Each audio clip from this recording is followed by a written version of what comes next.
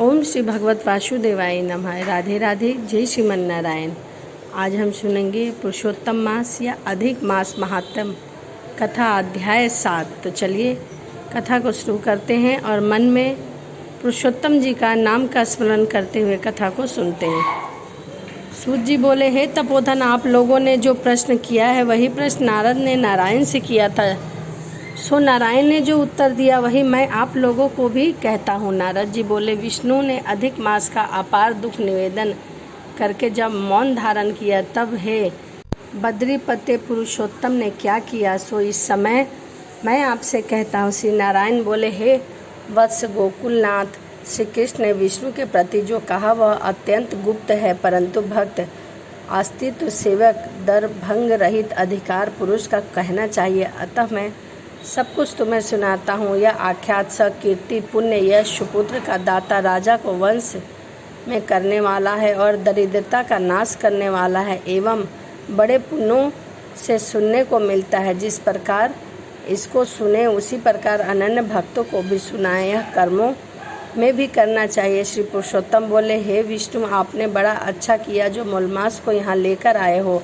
इससे आप लोगों में कीर्ति हो पाएगी। जिससे उद्धार स्वीकार किया उसको हमने भी स्वीकार किया, ऐसा समझ। अतः हमने अपने समान सर्वोपरि करेंगे। गुणों से कीर्ति के अनुभाव में षडोऐश्वर्य के प्रकर्मों से भक्तों को वर देने से और भी जो मेरे गुण हैं उसमें पुरुषोत्तम जैसे लोक में मैं प्रसिद्ध हूँ, वैसे ही यह मूलमास भी लोगों में पुरुषोत्तम करके प्रसिद्ध होगा। मेरे में जितने गुण हैं वे सब आज से मैं इन्हें देता हूँ। पुरुषोत्तम जो मेरा नाम लोक तथा वेद में प्रसिद्ध है वही आपकी प्रसन्नता का अर्थ आज मैंने इसे दे दिया है। हे मधुसूदन, आज से मैं अधिक मास का स्वामी भी हुआ। इसके पुरुषोत्तम इस नाम से सब जगत पवित्र हो जाएगा। मेरी समानता पाकर यह अधिक मासों का राजा होगा। यह अधिक मास जगत पूज्य तथा जगत से वंदना करवाने के योग होगा। इसकी पूजा और व्रत जो भी करेगा वह दुख और दरिद्रता का नाश होगा। चैत्र आदि सब मास सकाम है, इसको हमने निष्काम किया है। इसको हमने अपने समान समस्त प्राणियों को मोक्ष देने वाला बनाया है। जो प्राणी सकाम अथवा निष्काम होकर अधिमास का पूजा करेगा वह अपने सब कर्मों को भस्म कर निश्चय मुझको ही प्राप्त करेगा। जिस परम पद प्राप्ति के लिए बड़े भाग्य वाले यति ब्रह्मचारी लोग तप करते हैं और महात्मा लोग निराहार व्रत करते हैं, अतः सदृढ़ व्रत लोग फल पत्ता वायु भक्षण करते हैं और काम क्रोध रहित जितेंद्रियां रहते हैं, वे और वर्षा काल में मैदान में रहने वाले, जाड़े में शीत गर्मी धूप सहन करने वाले मेरे पद के लिए अत्यंत करते रहते हैं। हे गरुड़ ध्वज, तब भी मेरे अव्याय परम पद को नहीं प्राप्त कर पाएंगे, परंतु पुरुषोत्तम के भक्त एक मास में ही व्रत के बिना परिश्रम जरा सी मृत्यु रहित उस परम पद को पा लेगा। यह अधिमास व्रत संपूर्ण साधकों में श्रेष्ठ साधक है और समस्त कामनाओं को फल की सिद्धि देने वाला है। अतः इस पुरुषोत्तम मास का व्रत सबको करना चाहिए।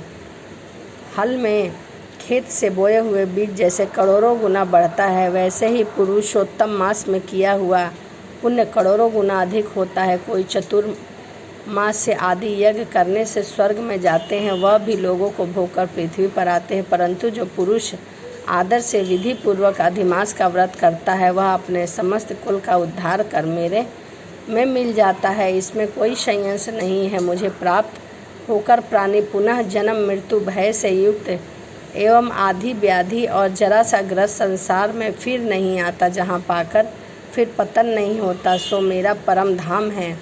ऐसा जो वेदों का वचन है वह सत्य है, असत्य कैसे हो सकता है। यह अधिमास और इसका स्वामी मैं ही हूँ और मैंने ही इसे बनाया है। और पुरुषोत्तम यह जो मेरा नाम है सो मैं इसे दे रहा हूँ। अतः इसके भक्तों की मुझे दिन रात चिंता बनी रहेगी।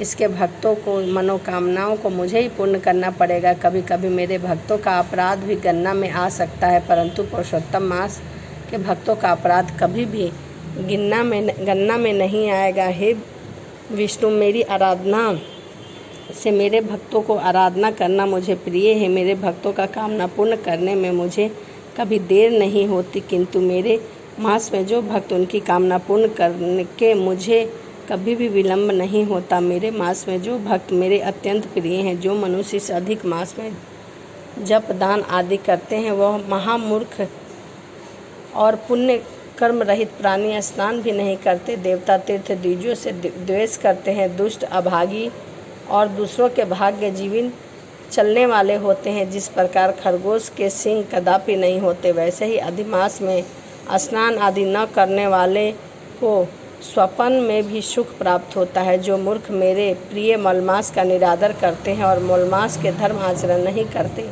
वे सर्वदा नरक।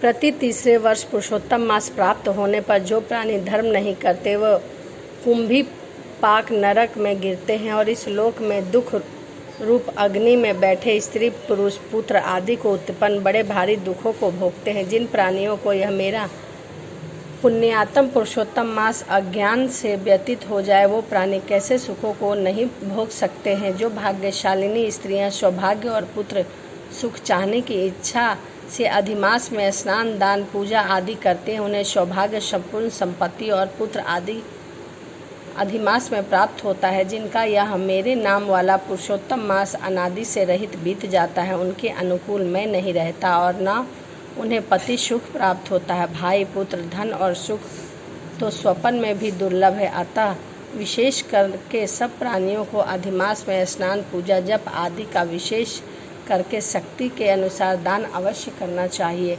जो मनुष्य इस पुरुषोत्तम मास में भक्ति पूर्वक मेरा पूजा करता है, वह धन पुत्र और अनेक सुखों को भोग कर पुनः गोकुल में वास करता है। यह मेरी आज्ञा से सब जन मेरे अधिमास का पूजन करेंगे। मैंने सब मासों में उत्तम मास इसे बताया है, इसीलिए अधिमास की चिंता त्याग कर हे रमापति, आप इस अतुलनीय पुरुषोत्तम मास को साथ लेकर अपने बैकुंठ को जाओ। श्री नारायण बोले। इस प्रकार भगवान श्री कृष्ण के मुख रसिक वचन श्रवण कर विष्णु अत्यंत प्रसन्नता पूर्वक इस मूलमास को अपने साथ लेकर नूतन जलधर के समान श्याम भगवान श्री कृष्ण को प्रणाम कर गरुड़ पर सवार होकर शीघ्र बैकुंठ को चल दिए। इति श्री वृषनारदीय पुरुषोत्तम मासे महात्म सप्तोऽध्याय समाप्तम। जय जय श्री राधे।